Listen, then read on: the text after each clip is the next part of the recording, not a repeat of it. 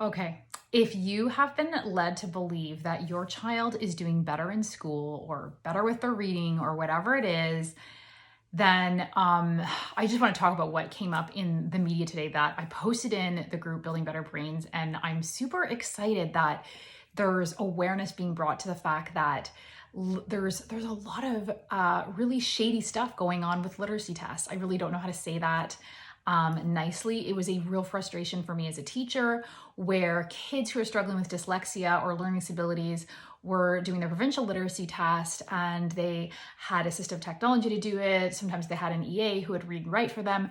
And I remember thinking, okay, this might help these kids not be so frustrated, and I get that, but this isn't a literacy test if somebody else is doing the reading and writing for them. This is just testing if they can understand the English language when someone reads to them, and if they can, write back and show they understand a story that's read to them orally. And so I wanted to talk about that just because it's really frustrating when as a parent, you think everything is fine, the scores are coming back fine, you send your kid to a certain school because the literacy scores are phenomenal. And then when you start digging deeper, as this article talked about, is that the use of assistive technology, the use of scribes, so educational assistants who are doing the reading and writing for these kids, is really not a literacy test. We're not helping or serving anyone by saying, yeah, your kid's doing great. They got, 72 or 65% on a literacy test when they weren't the ones doing any of the reading and writing.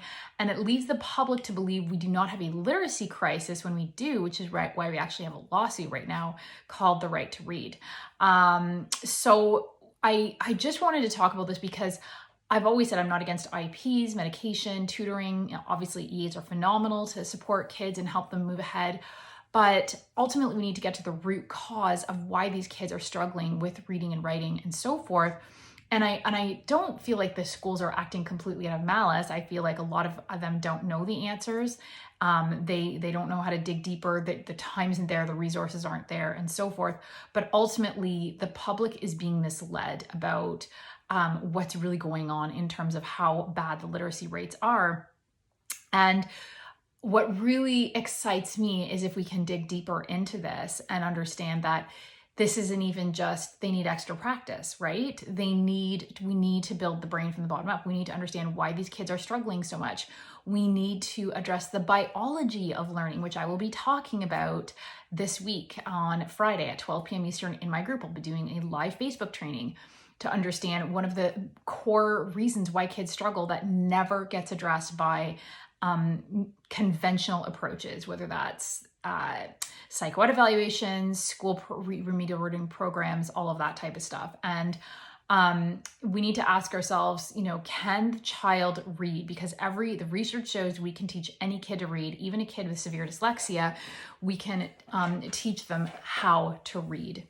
So what came out in this article was that kids did well maybe on a literacy test, but then when they did the international test and actually had to do the reading and writing, the literacy score was not what it should be. And so we need to ask ourselves, can these kids blend phonics, or do these kids know their phonics? Can they blend sounds? Can they read a paragraph or several pages depending on their age or where they should be and understand what they read? Because if they don't have reading comprehension, they're not properly decoding, they're using all of their working memory, and they're not able to read. If we can decode but we don't understand what we read, we're not really reading. And if the answer is a no, we need an intervention. So this is why I'm going to be talking about this week the biology of learning in my live training on Friday, and then later this month I'm going to be talking about building the brain from the bottom up and that whole other aspect in terms of brain organization and the role that plays. So we need to ask ourselves, do these kids have the pathways, the neural connections, the brain development to be able to learn how to read? And do they have the neurotransmitters? Do they have the biochemistry that sets their brain up to be able to learn how to read, memorize, process, and learn? So that's this Friday at 12 p.m. Eastern. Check out the article that I posted in the group. Let me know what you think.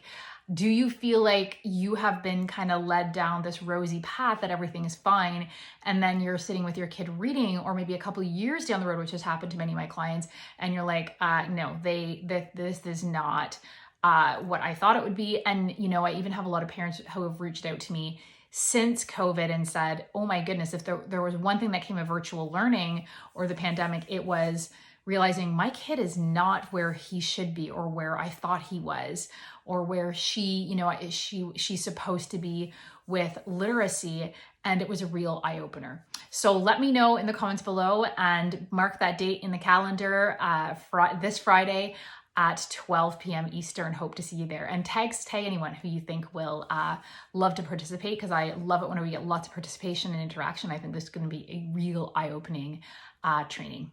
Thanks for watching.